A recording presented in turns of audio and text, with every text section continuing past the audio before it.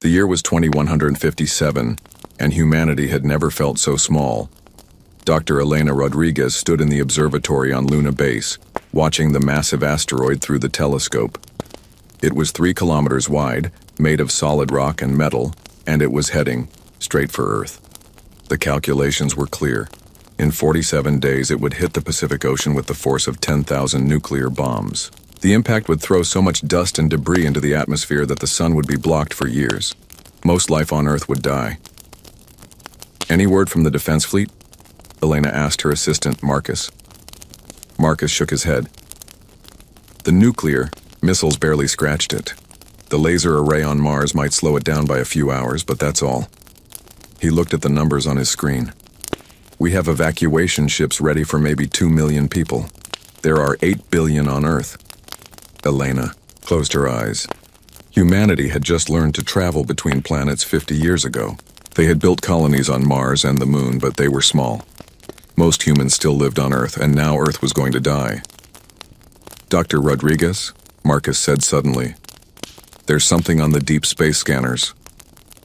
Elena looked at the screen. 3 large objects were moving toward Earth's solar system. They were big, bigger than anything humans had ever built. And they were moving fast, faster than any human ship could travel. Are they ships? Elena asked. I think so, but I've never seen anything like them. Within hours, the news spread across the solar system. Alien ships were approaching Earth. Some people panicked, thinking the aliens were coming to finish what the asteroid started. Others hoped the aliens might help. The ships arrived in Earth orbit 2 days later. They were beautiful, made of some kind of silver metal that seemed to shine with its own light. Each ship was 5 kilometers long, shaped like a flower with flowing curves instead of straight lines. The aliens sent a message to Earth in perfect English. We are the Karani.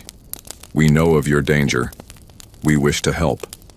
President Chen of the United Earth government was in an emergency meeting when the message came through. Around the table sat the leaders of every major nation on Earth, plus the governors of Mars and Luna colonies. How do we know we can trust them? Asked the Russian delegate. How do we know we can't? President Chen replied. In 45 days, Earth dies.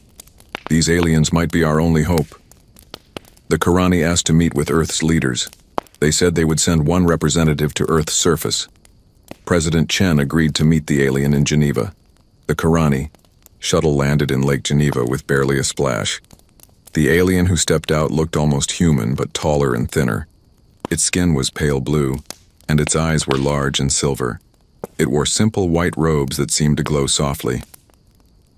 I am Ambassador Thelnara, the alien said in a voice like wind chimes. I speak for my people. President Chen shook the alien's hand. The Karani's skin was warm and soft. Welcome to Earth, Ambassador. Can you really help us? Thelnara nodded. We have technology that can stop the asteroid, but I must tell you the truth. Using this technology will cost us greatly. What do you mean? My people are old, Thelnara explained. We have traveled the stars for 10,000 years. But our time is ending. Our worlds are dying, our population shrinks each year, and our technology fails. We have 3 ships left, and each carries a planetary shield generator. These are the last 3 working shield generators in our civilization. President Chen felt his heart sink. And you would use them to save Earth? Yes, but using them this way will destroy them. The energy needed to stop your asteroid is enormous. Our shield generators will burn out and die. Without them, we cannot protect our remaining worlds. Then you would be sacrificing your own people to save ours.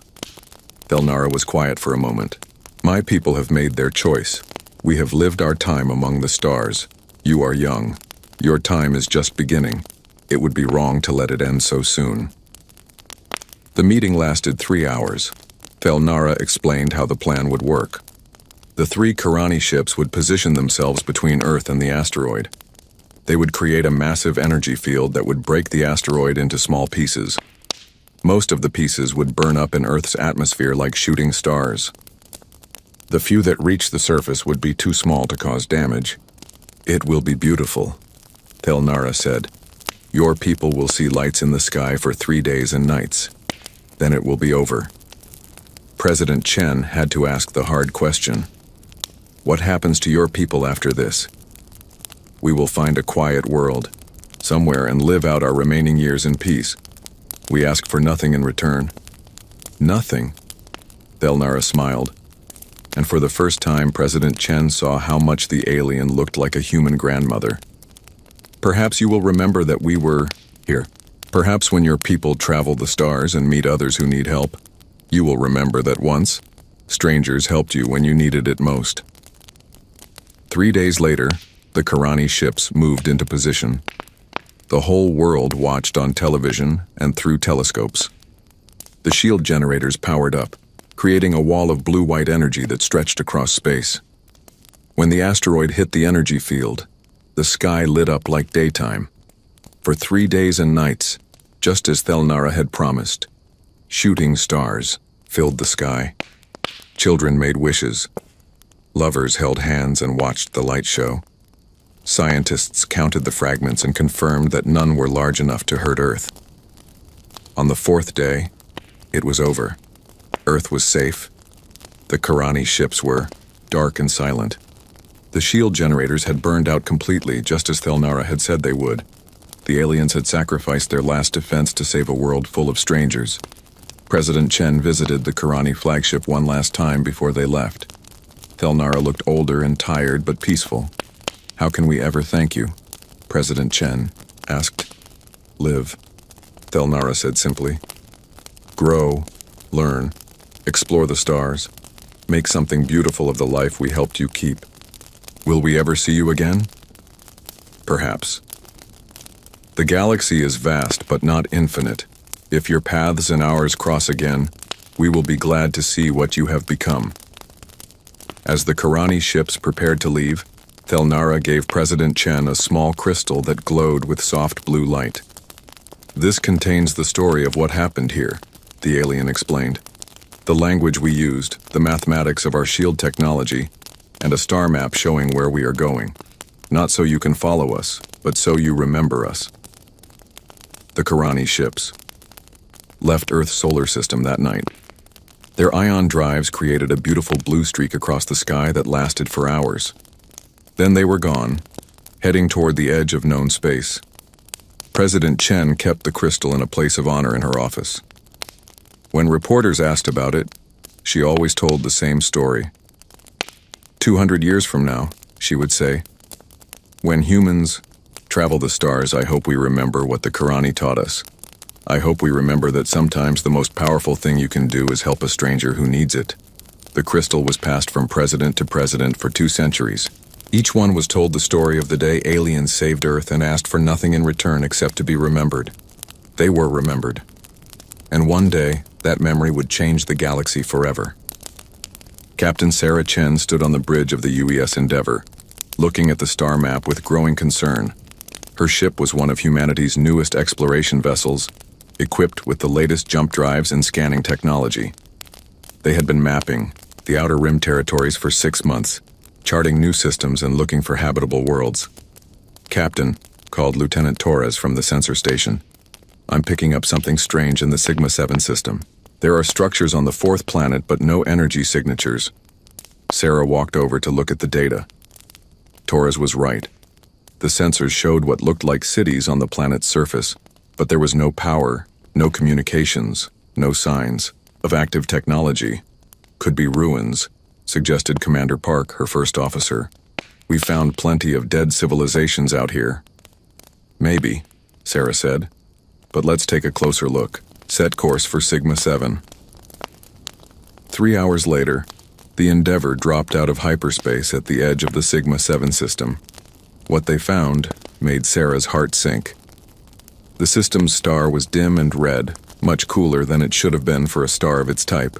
The planets were cold and dark. The star is dying, reported Dr. Kim from the science station. It's lost about 60% of its energy output. Any life in this system would be freezing. But there are still structures on the 4th planet, Torres said. And Captain, I'm picking up very faint life signs, maybe a few thousand individuals. Sarah made her decision quickly. Take us in, full scan of the planet, and prep the shuttle bay. We might need to do a rescue mission. The planet looked dead from orbit. The oceans were mostly frozen and the continents were covered in snow and ice. But the sensors showed that the cities were still there, built into mountainsides and underground caverns where the inhabitants could stay warm. "Captain," Dr. Kim said quietly, "I recognize the architecture style. These buildings, they look like the ones in the old records from Earth." Sarah felt a chill that had nothing to do with the cold planet below. "What records?" "The ones from 2157, when the asteroid was going to hit Earth. The aliens who saved us. I think this might be them." Sarah stared at the planet on the view screen. Every human child learned about the Karani in school. They were the aliens who had sacrificed their own civilization to save Earth from the asteroid. After they left Earth's system, no one had ever seen them again. "Are you sure?" Sarah asked. Dr. Kim pulled up images from the Earth archives and compared them to the structures below. The match was perfect. The same flowing curves, the same silver metal that seemed to glow even in the cold. "It's them," Dr. Kim confirmed. "These are the Karani." Sarah's hands shook slightly as she activated the communication system. "This is Captain Sarah Chen of the United Earthship Endeavour. If anyone can hear this message, please respond. We are humans from Earth, and we want to help." For several minutes there was only silence. Then a weak signal came through the speakers. The voice was old and tired, but it spoke perfect English. "Human ship. This is Elder Veltar of the Karani Remnant. We remember your people. Elder Veltar, we're coming down to meet you. Our records show that your people once helped us, now we want to help you." There was a long pause. "You remember us?" "We never forgot," Sarah said. "Every human child learns about what you did for Earth." When Sarah and her landing party reached the Karani settlement, they found a community struggling to survive. The few thousand remaining Karani lived in heated caves, growing what food they could under artificial lights. They had managed to keep their basic technology working, but just barely. Elder Veltar met them at the entrance to the main settlement. He was ancient even by Karani standards, his blue skin pale and wrinkled, his silver eyes dim with age. But he stood straight and proud as he greeted the humans. "Welcome to Karanioth, our last world," he said. "I am sorry we cannot offer you better hospitality." "Elder Veltar," Sarah said, "we're here to help. What do you need?" The old alien looked. "Surprise. Help? But we are few and you are many. What could we possibly offer you in return?" "You already gave us everything," Sarah replied. 200 years ago, your people saved our entire world. We've never forgotten that debt." Veltar's eyes widened. "You still remember the asteroid?" "Every year on Memorial Day, every human stops what they're doing at exactly 3:47 p.m. Greenwich time. That was the moment your shield generators activated to save Earth. We call it the moment of gratitude." Tears ran down the old Karani's face. "My grandfather was Ambassador Thelnara. He was the one who spoke with your leaders. He told me about your President Chen, how she promised that humans would remember us. She kept that promise," Sarah said. "And now we're going to keep another promise. We're going to help you the way you helped us." Sarah's team spent 3 days documenting everything they could about the Karani situation. The star was dying because of a natural phenomenon that happened to some stars as they aged. The Karani had no technology powerful enough to fix it. They were slowly freezing to death on a world that had once been warm and green. "How long do you have?" Sarah asked Veltar during one of their meetings. "Perhaps 10 years, the elder replied. "Maybe 15 if we are very careful with our resources." "That's not acceptable," Sarah said firmly. She activated her communication system and sent an emergency message to Earth Command. "This is Captain Sarah Chen aboard the UES Endeavour. I am transmitting full data on the Karani situation. Recommend immediate deployment of all available resources for humanitarian rescue mission. The Karani are the species that saved Earth in 2157. They are dying and we have the power to save them. Request permission to begin preliminary assistance operations immediately. The response from Earth came back within 6 hours. Sarah had expected approval for a rescue mission. What she got was much more. Captain Chen, the message from Admiral Rodriguez began. Your discovery has been classified at the highest level and transmitted directly to the President and the Global Council. You are ordered to provide any and all assistance to the Karani immediately. Full fleet deployment has been authorized. Every available ship, every resource we have is being redirected to your location. We are coming in force. Sarah stared at the message in amazement. Every available ship? Captain, called Torres from the communication station. I'm receiving updates from Earth Command. They're mobilizing everyone. Military fleets, colony ships, research vessels, even the deep space mining platforms. It looks like they're sending the entire space fleet. All of it? Commander Park asked. That will leave Earth's solar system almost undefended. Apparently the Global Council doesn't care, Sarah said. They want every ship we have sent here. Sarah walked to the observation deck and looked out at the dying star. In a few days, hundreds of human ships would arrive in this forgotten system. They would bring technology the galaxy had never seen, resources that most civilizations could only dream of, and the full might of humanity's space-based civilization. She thought about her great-grandmother, who had been alive during the asteroid crisis.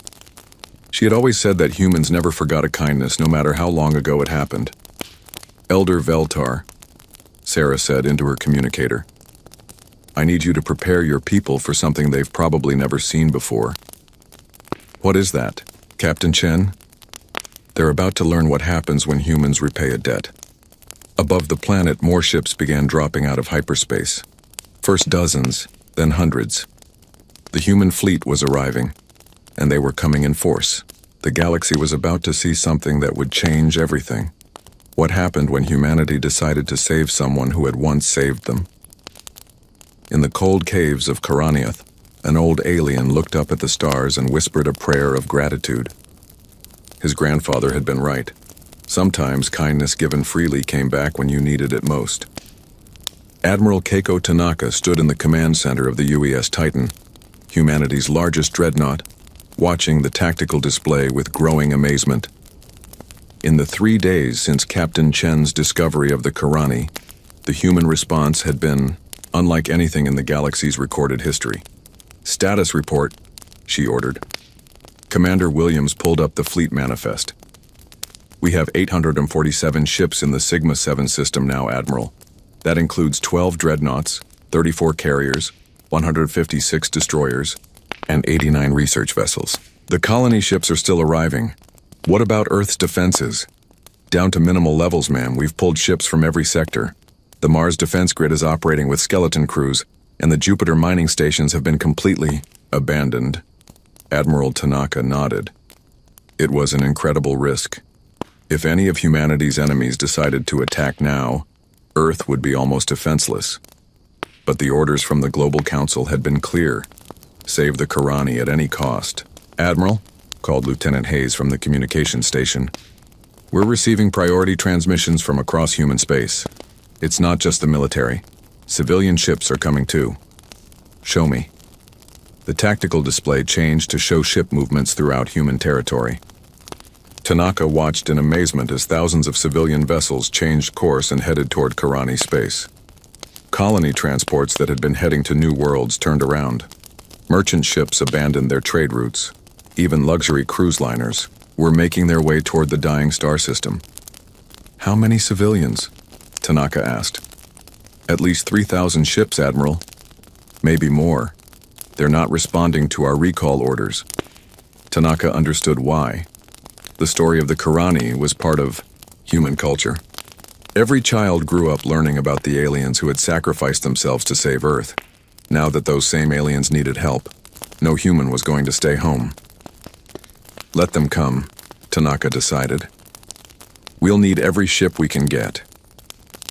On the bridge of the merchant vessel New Tokyo, Captain Maria Santos was having the same conversation with her crew that was happening on ships throughout human space. Maria were carrying medical supplies to the Centauri colonies, her first officer protested.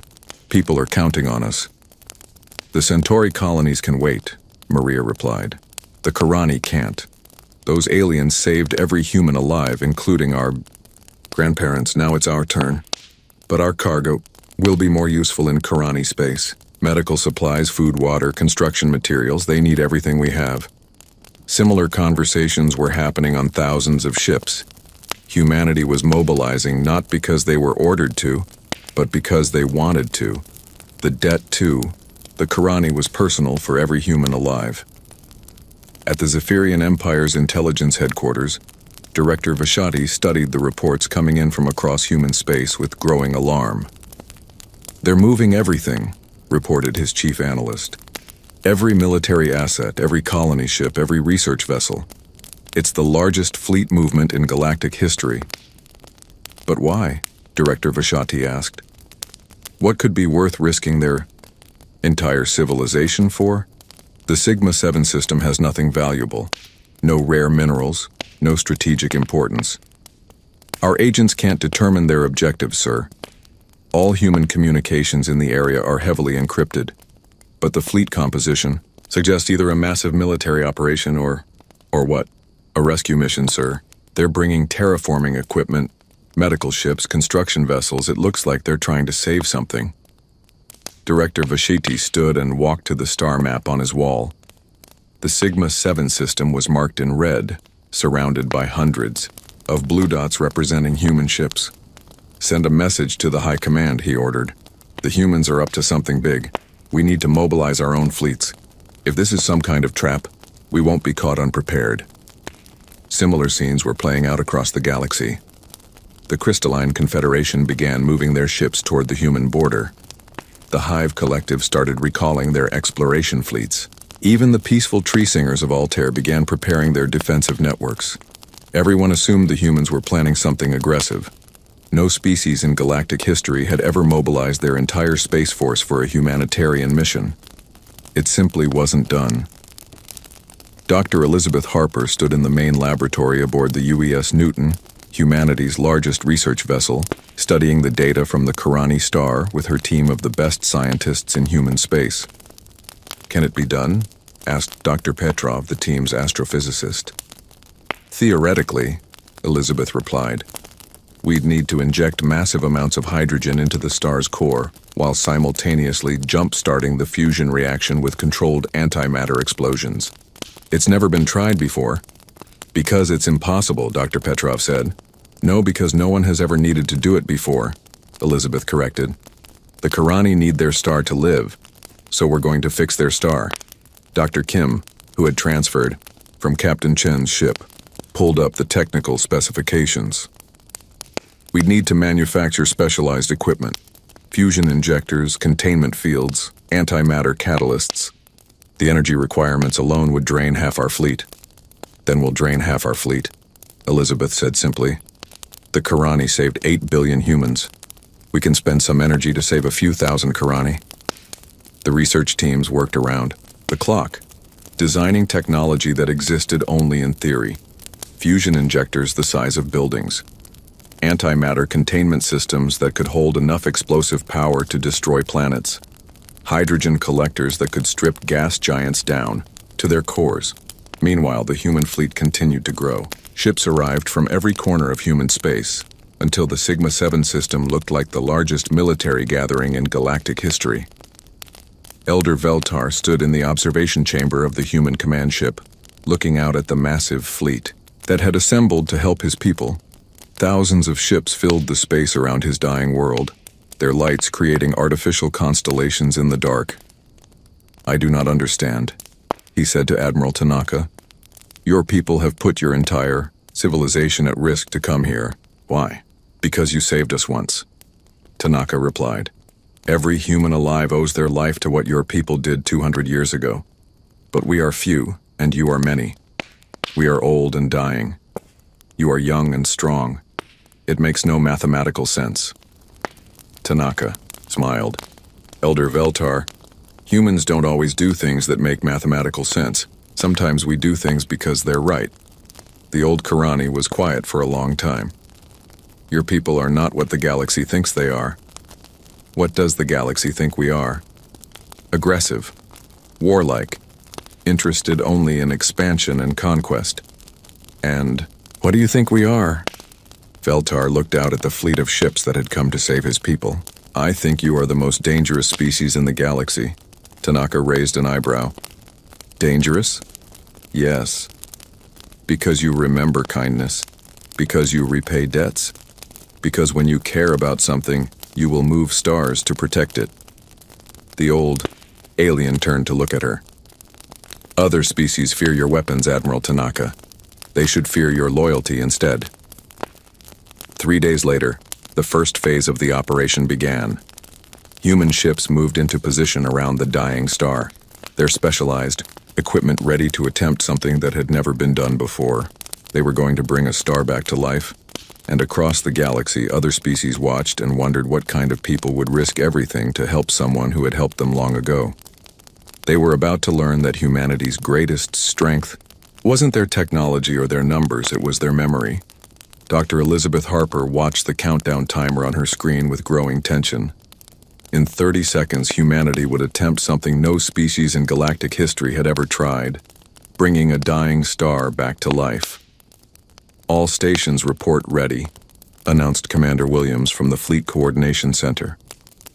Around the Karani star, 300 human ships hung in perfect formation. Massive fusion injectors, each the size of a city block, pointed toward the star's surface. Antimatter, containment vessels held enough explosive power to crack planets. Hydrogen collectors had spent days stripping the system's gas giants, gathering the fuel needed for stellar resurrection. Dr. Harper, Admiral Tanaka's voice came over the comm. You're cleared to begin the operation. Elizabeth took a deep breath. Beginning stellar injection sequence. All ships commence hydrogen bombardment. The fusion injectors came to life. Streams of pure hydrogen, compressed to incredible density, shot toward the dying star. The beams were invisible in space, but their effects were immediate. The star's surface began to brighten as fresh fuel reached its core. Hydrogen levels rising, reported Dr. Petrov. Core temperature increasing, but it's not enough. The fusion reaction is still too weak. Phase 2, Elizabeth ordered. Antimatter ignition. This was the dangerous part. Controlled antimatter. Explosions deep inside the star would jumpstart the fusion reaction. Too little, and nothing would happen. Too much, and they could destroy the star completely. Antimatter torpedoes away, called the weapons officer aboard the UES Prometheus. Impact in 15 seconds. Elizabeth watched her instruments as the antimatter charges detonated inside the star. For a moment, nothing happened. Then the star began to pulse with new light. It's working, Dr. Kim shouted. Fusion reaction is strengthening. Energy output is increasing. But something was wrong. The star's surface was becoming unstable, massive. Solar flares began erupting, shooting deadly radiation in all directions. All ships, emergency withdrawal, Admiral Tanaka ordered. Get clear of the radiation zone. The human fleet pulled back as the star convulsed. For 6 hours it threw off massive amounts of energy and matter. The radiation levels were so high that any ship caught in the flares would be destroyed instantly. Elder Veltar stood in the command center with the human officers, watching his star fight for life. Is this normal? He asked. We don't know, Elizabeth admitted. No one has ever done this before. Will it survive? I hope so. If it doesn't stabilize soon, the star could go nova. That would destroy your entire system. The old Karani was quiet for a moment. You risked destroying everything to try to save us. Yes, Elizabeth said simply. Even though you knew it might fail? The alternative was letting you die slowly. We couldn't accept that. As the hours passed, the star gradually began to calm down. The solar flares became smaller and less frequent. The radiation levels dropped to safe levels, and most importantly, the star's energy output continued to increase. It's stabilizing, Dr. Petrov announced. Energy output is now at 70% of normal levels and still rising. How long until it reaches full strength? Admiral Tanaka asked. At this rate, maybe 6 months. The star is essentially rebuilding itself from the inside out. But the humans weren't finished. As the star stabilized, the second phase of the operation began. Colony ships moved toward the planets in the Karani system, carrying terraforming equipment that had been designed for human worlds. Captain Rodriguez of the UES Genesis watched as his ship approached Karanioth, the frozen world where the last of the Karani lived. His holds were full of atmospheric processors, thermal generators, and biological seeding equipment. Beginning atmospheric restoration, he reported to the fleet. Deploying thermal generators across the southern continent. The thermal generators were fusion reactors designed to warm entire continents. Within days of activation, they began melting the ice and snow that had covered Karanioth for decades. Liquid water flowed again on a world that had been frozen, solid. Temperature rising steadily, reported the environmental team. We should have breathable atmosphere restored in 4 weeks. But the humans didn't stop there. Other ships moved to the remaining planets in the system, transforming worlds that had been cold and dead into garden paradises. Ocean planets were restocked with earthfish. Jungle worlds received new forests. Desert planets became green with human crops. The Karani watched in amazement as their solar system came back to life. In a matter of weeks, the humans had accomplished what would have taken most species centuries. "Why are you doing so much?" Elder Veltar asked Admiral Tanaka during one of their daily meetings. "You have already saved our star. That was enough." "No, it wasn't," Tanaka replied. "Your people sacrificed everything to save Earth. We're going to make sure you never have to sacrifice anything again." The Admiral pulled up a holographic display showing the transformed Karani system. "When we're finished, you'll have 7 habitable worlds instead of 1. Your population can grow again, you can rebuild your civilization. But the cost to your people is irrelevant. We're not just paying back a debt, Elder Veltar. We're making an investment in friendship that will last forever." Word of humanity's actions spread across the galaxy through diplomatic channels and intelligence networks. Other species watched the reports with growing amazement and fear. In the Zephyrian Empire's war room, High Commander Zektar studied the latest intelligence reports with his senior officers. "They brought a star back to life," reported his chief scientist. "A dying star. They restarted its fusion reaction and stabilized it. The energy requirements alone should have bankrupted their entire civilization." "What about their military status?" Zektar asked. "They've committed everything to this operation. Every major warship, every research vessel, every colony transport. Their home systems are practically defenseless." High Commander Zektar leaned back in his chair. For years, the Zephyrian Empire had been building up forces for a war with humanity. They had assumed humans were just another aggressive species that could be defeated through superior numbers and tactics. "Cancel the invasion plans," he ordered quietly. "Sir, cancel them. Any species that will risk their entire civilization to help a few thousand dying aliens is not a species we want to fight. If we attack them, they will respond with the same loyalty they showed the Karani. We could win a war against their military. We cannot win a war against their devotion." Similar decisions were being made across the galaxy. The Crystalline Confederation recalled their battle fleets. The Hive Collective began preparing diplomatic gifts instead of weapons. Even the warlike Saurian clans decided that humans might be better as allies than enemies. 3 months after the operation began, Elder Veltar stood on the observation deck of his people's new orbital station, looking down at Karanioth. The Bur planet was green and blue again, its oceans unfrozen, its continents covered with new forests and cities. Karani children played in gardens that had been frozen wasteland just months before. "The human fleet is preparing to leave," Admiral Tanaka informed him. "Our job here is finished." "Finished?" Veltar asked. "But you have done so much more than save us. You have given us a future. That was always the plan. Your people gave humanity a future 200 years ago. Now we've returned the favor. What can we do to repay this kindness?" Admiral Tanaka smiled. "Live, grow, build something beautiful with the life we helped you keep. And maybe someday when you meet another species that needs help, remember that kindness given freely is never wasted." As the human fleet prepared to leave Karani space, Elder Veltar sent one final message to Earth. People of Earth, you have shown the galaxy what true strength looks like. Not the strength to destroy, but the strength to create. Not the power to conquer, but the power to save. We will remember this gift for all the generations of our people yet to come, and when the day comes that others need help, we will remember the lesson you taught us, that sometimes the greatest victory is helping someone else survive. The last human ship jumped to hyperspace 6 hours later, leaving behind a reborn star, system and a species that would never forget what humanity had done for them. But across the galaxy, other species were also learning a lesson. They were learning that humans didn't just remember their enemies, they remembered their friends too, and that made them the most dangerous allies and the most terrifying enemies the galaxy had ever seen. The Galactic Council chamber on Nexus Prime had never seen anything like it. Representatives from over 200 species filled the massive amphitheater, all of them wanting to discuss the same topic: what humanity had done in the Karani system. Elder Veltar stood at the center of the chamber, his pale blue skin seeming to glow under the bright lights. He was the first Karani to address the Galactic Council in over 300 years. Most species had assumed his people were extinct.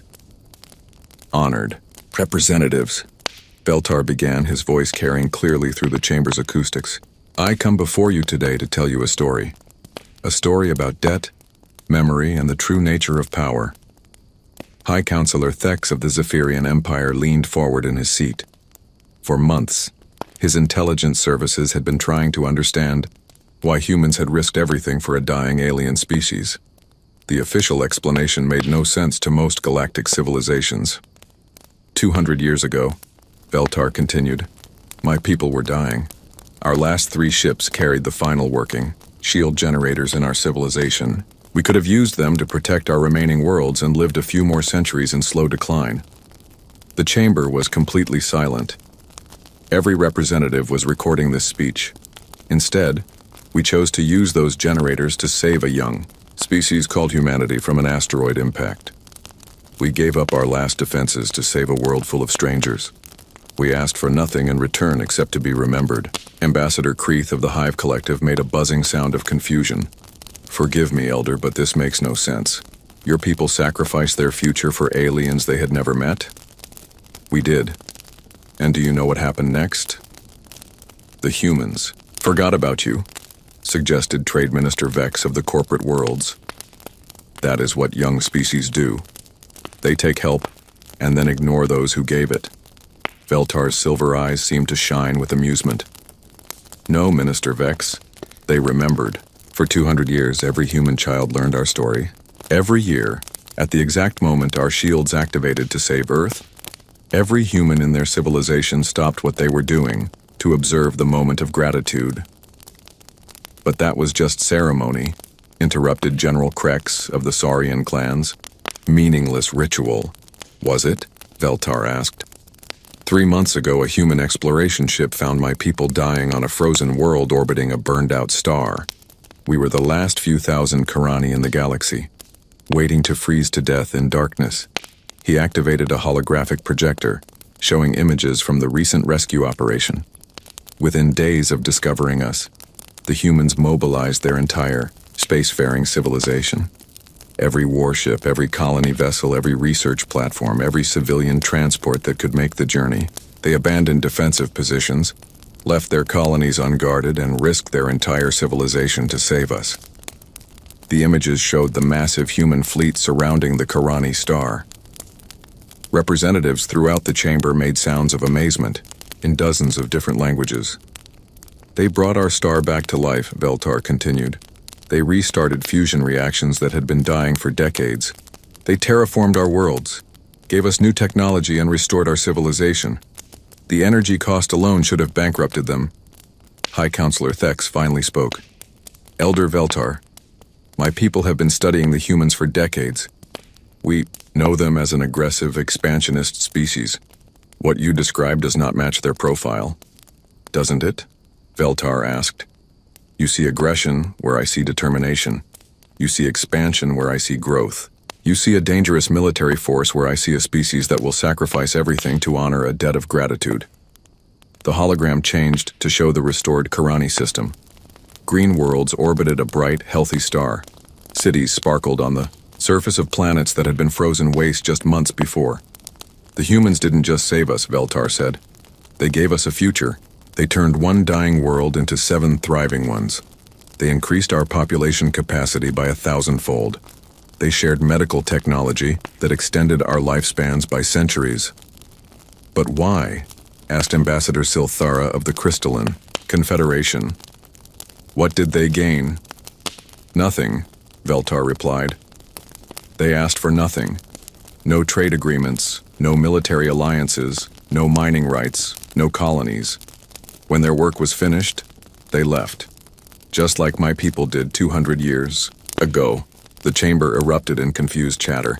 The concept of a major power doing something with no immediate benefit was almost incomprehensible to most galactic civilizations. General Krex of the Saurian clan stood up. This proves nothing. One rescue mission does not change the fact that humans are dangerous.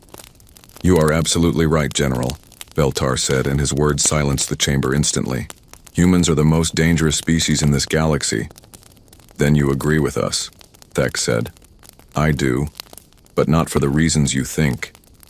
Veltar's expression became serious. You fear their weapons, their ships, their military technology. You should fear something else entirely. What? Their memory, their loyalty, their absolute refusal to abandon those who have shown them kindness. The elder walked closer to the representatives' seats. General Krex, how many species would your clans risk extinction to save? Krex was quiet. Trade Minister Vex, how much profit would you sacrifice to honor a debt from 2 centuries ago? Vex said nothing.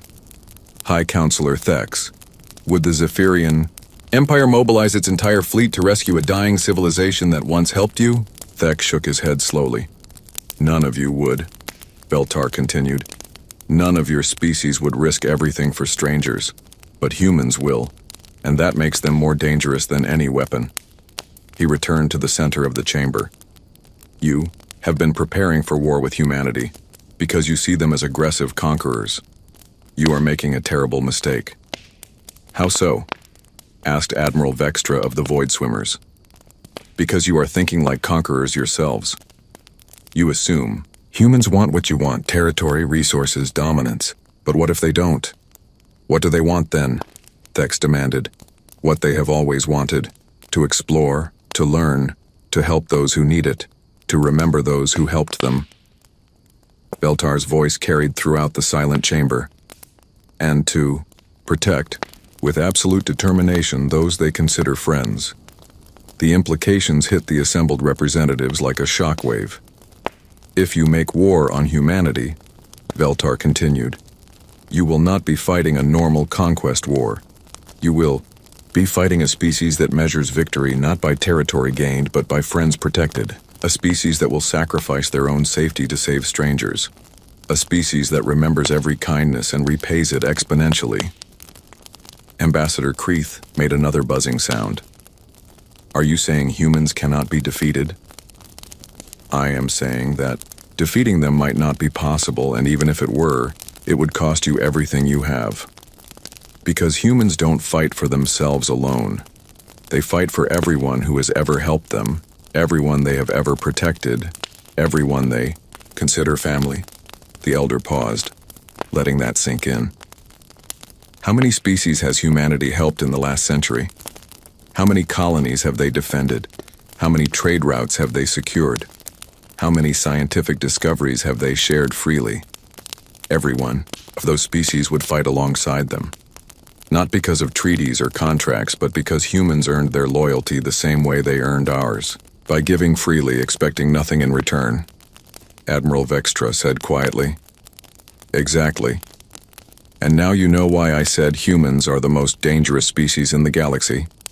Not because they are strong, but because they make everyone around them want to be strong too. Not because they are aggressive, but because they inspire loyalty that runs deeper than fear. High Counselor Thex stood up slowly. Elder Veltar, what would you advise the Council to do about humanity? The same thing my people did 200 years ago. Show them kindness. Help them when they need it. Treat them as friends rather than enemies. Because I promise you this, if you do, they will remember it forever. And if you don't, if we don't, then you will learn what happens to those who threaten the people humans care about. And I do not think that is a lesson any of us want to learn. The session ended with the chamber in stunned silence. Within hours, every major power in the galaxy was recalling their war fleets and drafting diplomatic overtures to humanity. 3 days later, Elder Veltar received a message from Earth. It was from President Sarah Chen, the great-great-granddaughter of the president who had first met the Karani ambassador 2 centuries ago. Elder Veltar, the message read, "Thank you for your speech to the Galactic Council. We never intended to frighten anyone, we just wanted to help an old friend. But if your words keep the peace and save lives, then perhaps that's another debt we owe to the Karani. Thank you for teaching the galaxy that sometimes the strongest weapon is simply being willing to help." Elder Veltar smiled as he composed his reply. "President Chen, your people have already taught the galaxy the most important lesson of all. That true power isn't the ability to destroy your enemies. It's the ability to turn them into friends. My people learned that lesson from you, and now the galaxy is learning it too." He sent the message and looked out at the stars, where human ships continued their explorations, making new friends and remembering old ones. The galaxy would never be the same.